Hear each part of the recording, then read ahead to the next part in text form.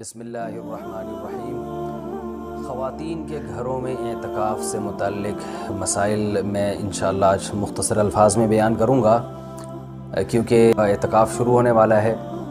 تو خیال ہوا کہ اس بارے میں کچھ اہم مسائل بیان کر دیے جائیں۔ سب سے پہلے تو یہ بڑا اختلافی مسئلہ چلتا ہے کہ خواتین کے لیے گھر میں اعتکاف کرنا جائز بھی ہے یا نہیں ہے، تو اس اختلاف کو بھی میں بہت ہی مختصر انداز میں بیان کروں گا۔ بہت سے فقہا کے نزدیک خواتین کے لیے گھر میں اعتکاف جائز نہیں ہے، اور ان کی دلیل قرآن کی یہ آیت ہے وَأَنْتُمْ عَاكِفُونَ فِي الْمَسَاجِدِ کہ قرآن مسجدوں میں اعتکاف کا تذکرہ کرتا ہے، اور رسول اللہ صلی اللہ علیہ وسلم نے بھی ہمیشہ مسجد نبوی ہی میں اعتکاف کیا ہے۔ تو اور اس بارے میں ہمیں کوئی دلیل الگ سے نہیں ملتی کہ عورت جو ہے وہ گھر میں اعتکاف کرے گی اور مسجد میں اعتکاف اس کے لیے جائز نہیں ہے، ایسی کوئی دلیل نہیں ملتی۔ تو اس بیس پہ بہت سے فقہا اس طرف گئے ہیں کہ عورت کے لیے گھر میں اعتکاف کرنا جائز نہیں ہے، اور یہ بھی ایک مضبوط مذہب ہے، اس کو بالکل کالعدم قرار دینا ٹھیک نہیں ہے۔ لیکن حنفیہ اس طرف گئے ہیں، جو فقہائے حنفیہ ہیں وہ اس طرف گئے ہیں کہ عورت کے لیے مسجد میں اعتکاف اگر وہ کرے گی ہو تو جائے گا، لیکن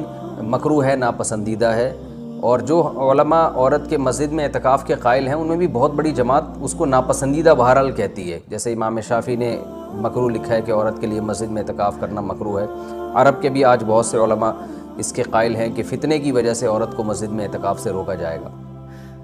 لیکن گھر میں اعتکاف جائز بھی ہے یا نہیں ہے، تو بہت سے فقہاء اس طرف گئے ہیں کہ عورت گھر میں اعتکاف نہیں کر سکتی، لیکن حنفیہ علماء حنفیہ امام ابو حنیفہ اور ان کے شاگرد اور آج تک فقہاء حنفیہ کی یہی رائے ہے کہ عورت گھر میں اعتکاف کر سکتی ہے۔ اور اس میں اختلاف فقہاء میں اس وجہ سے ہوا کہ دلائل میں اختلاف ہے۔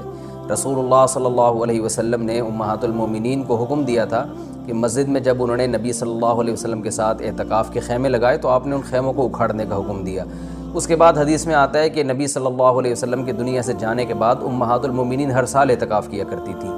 اب اس میں یہ تشریح نہیں ملتی کہ مسجد میں کرتی تھیں یا گھر میں کرتی تھیں، تو جو حضرات کہتے ہیں کہ مسجد میں اعتکاف کرے گی عورت، گھر میں اعتکاف جائز ہی نہیں ہے، وہ کہتے ہیں کہ مسجد میں کرتی تھیں، اور دلیل وہی دیتے ہیں کہ بھئی اعتکاف کا محل تو قرآن سے پتہ چلتا ہے مسجد ہے۔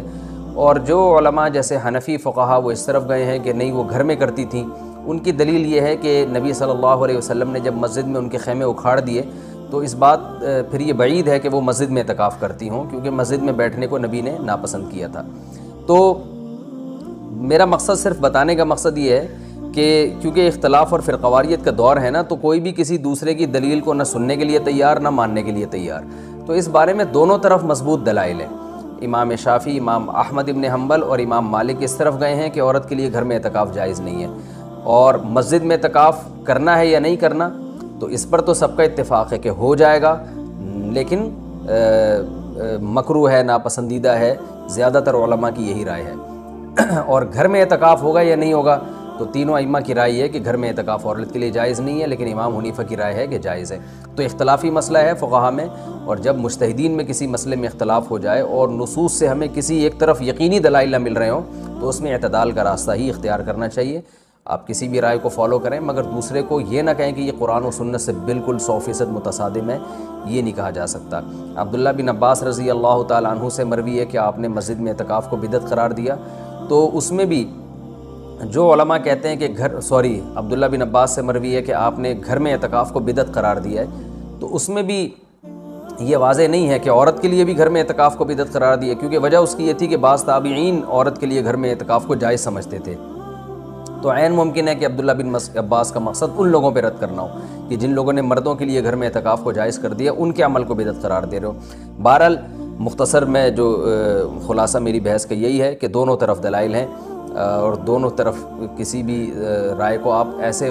نہیں کہہ سکتے کہ بس یہی عین قرآن و سنت ہے اور باقی سراسر گمراہی ہے۔ کسی بھی کی بھی کوئی رائے ہو، کسی کی وہ اپنی رائے کو بیان کر سکتا ہے۔ تو ہمارے ہاں بر صغیر میں چونکہ فقہ حنفی کو فالو کیا جاتا ہے، تو اس لیے خواتین مسجدوں میں گھر میں بہت بڑی تعداد میں اعتکاف کرتی ہیں، تو اس لیے میں نے سوچا کہ میں گھر میں جو خواتین اعتکاف کریں گی ان کے مسائل میں بیان کر دوں، کیونکہ بہت زیادہ اس بارے میں سوالات پوچھے جاتے ہیں۔ جو خواتین گھر میں اعتکاف کریں گی وہ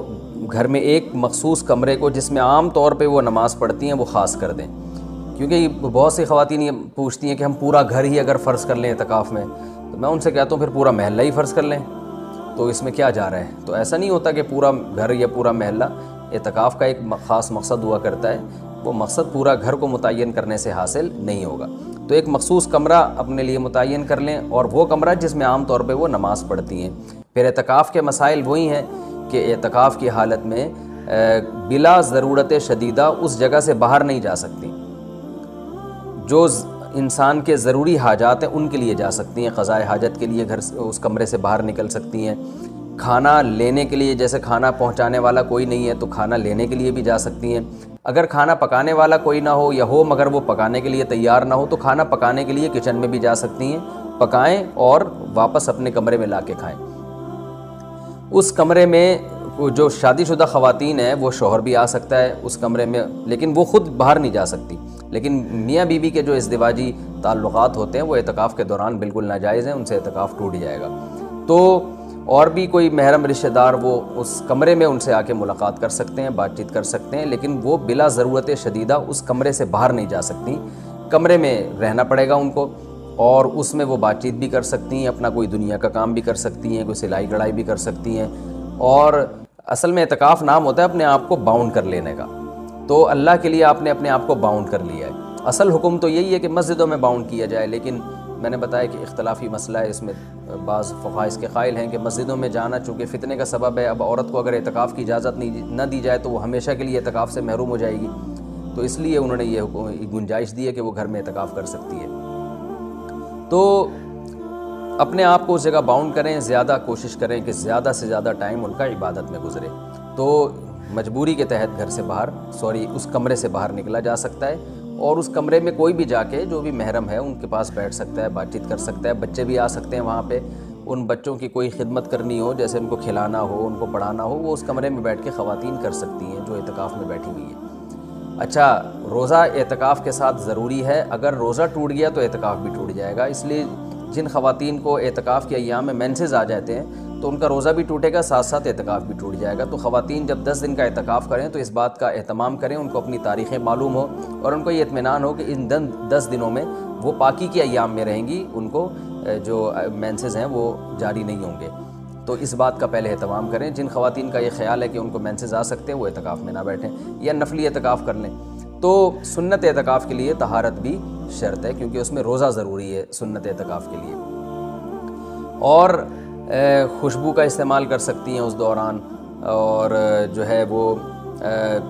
کسی عالم کے بیان سن سکتی ہیں، کوئی دینی کلاسز لے سکتی ہیں، اور اس میں جو ہے وہ فون پہ بات کر سکتی ہیں۔ تو یہ تمام چیزیں جائز ہیں، لیکن اعتکاف کا پورا مقصد جبھی حاصل ہوگا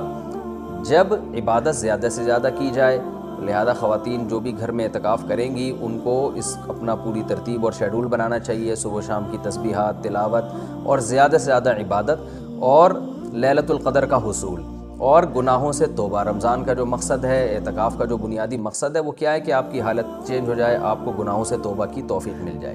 تو یہ سب کام کا اہتمام کرنا چاہیے۔